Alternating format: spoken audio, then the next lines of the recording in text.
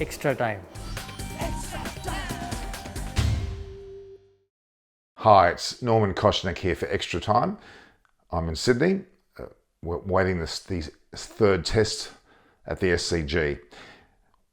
I'm here to talk to you about more breaches that have been announced, you could say, in the Australian press, and that are circulating quite heavily in the press as we speak. They're about matters that relate to further breaches, but in fact, as you will find out, they are not breaches whatsoever. They refer to one breach where both Virat Kohli and Hardik Pandya were seen in a baby shop with the lady who was a staff member there, were photographed and were buying products on their way to India. In fact, they were in Australia at the baby shop buying presents, obviously for Virat Kohli's wife, I would assume, for the baby to be, and were doing nothing more than leaving the country within that day. They actually basically left the bubble, were then on their way doing some last minute shopping before they head back to India. So they effectively broke no biosecurity laws or regulations whatsoever. There were no breaches. That's one. The second one was apparently in Adelaide at a place called Waffle and Coffee, where players dined outside, which is again within regulations. They're allowed to go out as a group, as a small group, go out and go about their normal activities, go out and dine, eat publicly, but in an outdoor setting where there is no breach of the protocols. And in that situation, it was claimed that they went inside to pay without a mask. Now, again, that was not deemed to be a breach of any form of security, biosecurity laws. Again, that was fine. So those two are very clearly not breaches.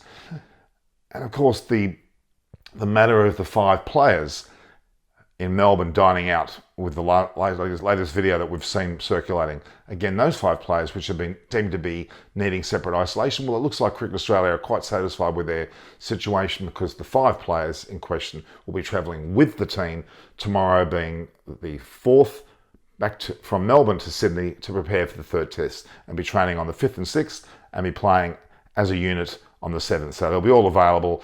The likes of Rohit Sharma, Shubman Gill, and of course Rishabh Pant, 3 that will definitely be selected. Then the outside players, of course, of Prithvi and Navdeep, Saini, they are in the squad. May not be selected, but they're in the squad, still training, going about their business. So the 3 players, Gill, Pant and Rohit Sharma, will certainly be available and be certainly playing. There's no isolation that will specifically extend to them not playing for the third test. So those matters have been cleared. The 3 matters have been cleared. So I hope that makes sense to you. The reality is that the breaches that have been claimed in the Australian press are false.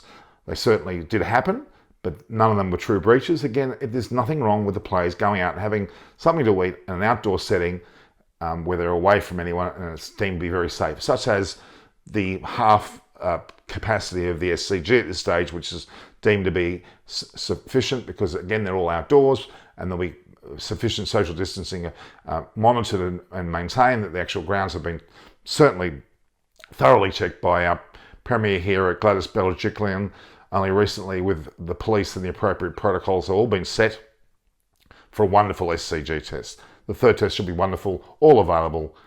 Gill, Pant and Sharma will certainly be in the side, and Shaw and Saini will be within the squad.